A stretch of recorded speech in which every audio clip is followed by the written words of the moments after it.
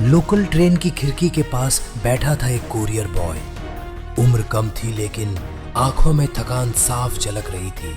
हाथ में एक पुरानी सी डायरी जिसमें वो लगातार कुछ लिखे जा रहा था, एक अधूरा सपना। लोग उसे बस एक डिलीवरी बॉय के रूप में देखते थे, लेकिन उसके अंदर छुपा था एक लेखक, खामोश लेकिन जिंदा। ये कहानी किसी शहर की नहीं, ये कहानी है एक लड़के की जो मानता था कि सपने भी ट्रेनों की तरह होते हैं, रुकने से पहले कई स्टेशन पार करते हैं। सुबह के 5 बजे। वो मेरे लिए बस एक वक्त नहीं था, वो था जैसे जंग शुरू होने की पहली सीटी।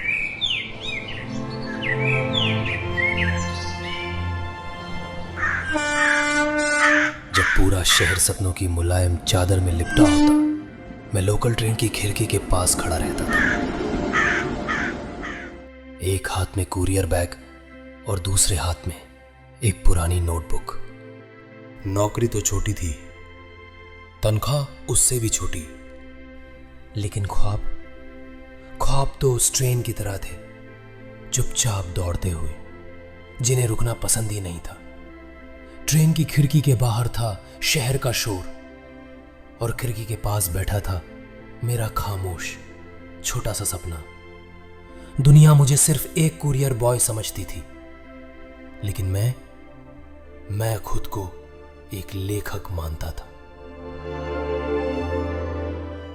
जब ट्रेन चलती थी, उसके जिस्म से एक गुस्से भरी सीटी की आवाज निकलती और मेरे दिमाग में उठती थी शब्दों की तूफान। कभी कहानी, कभी कविता, कभी किसी खोए हुए प्यार का अधूरा नगमा। हेडफोन में चुपचाप बजता रहता था रहमान का कोई धुन, और उन सुरों के बीच मैं ढूंढता था खुद को, अपना खोया हुआ हौसला।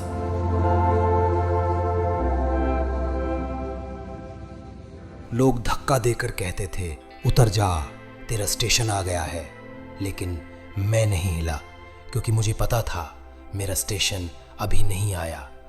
मुझे यकीन था ये ट्रेन एक दिन रुकेगी, ये मुश्किलें एक दिन ख़त्म होंगी, लेकिन मेरा सफ़र अभी बाकी है।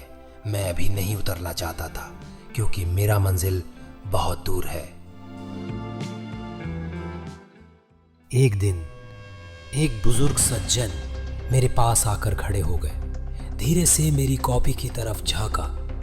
मैं क्या लिख रहा हूँ देखना चाहा, फिर हल्का सा हंसे और बोले, अरे बेटा, ये सब कौन पढ़ता है आजकल?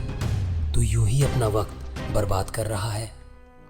मैं चुप रहा, ना तो कुछ कहा ना मुस्कुराया, बस अपनी नजरें नीचे कर ली।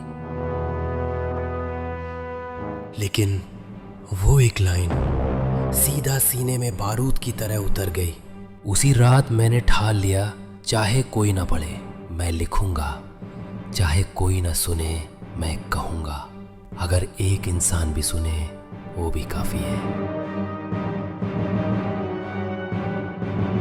मैंने शुरू किया अपना YouTube चैनल।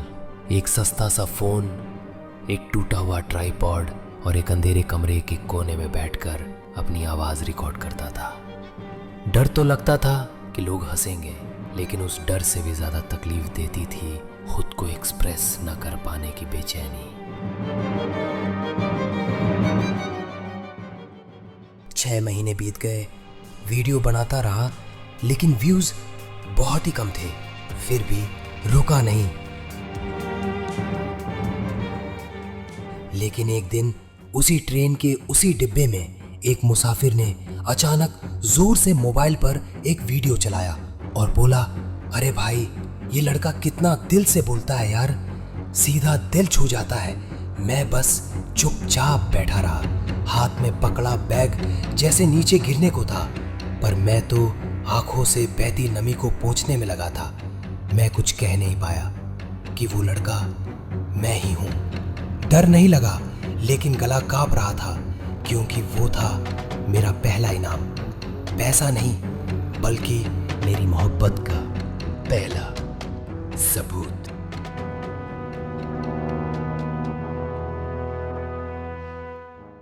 और वो बूढ़े सर जिन्होंने एक दिन कहा था, समय बर्बाद मत कर, ये सब लिखने पढ़ने से कुछ नहीं होगा, आज वही मुझे इनबॉक्स में मैसेज करते हैं, मेरा बेटा भी अब कविताएं लिखता है, वो आपके जैसा बनना चाहता है। मैं पढ़ता हूँ, आंखें भीग जाती हैं, लेकिन दिल धीरे से कहता है, धन्यवाद सर।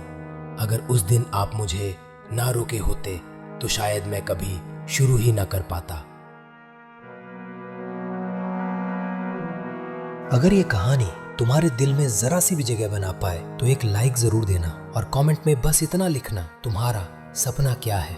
ऐसी ही कहानियों के लिए चैनल को सब्सक्राइब करो, क्योंकि यहाँ हर खिड़की के पास बैठी होती है एक कहानी ठीक तुम्हारी तरह। स्लीपिंग सोसाइटी, जहाँ सपने बोलते हैं।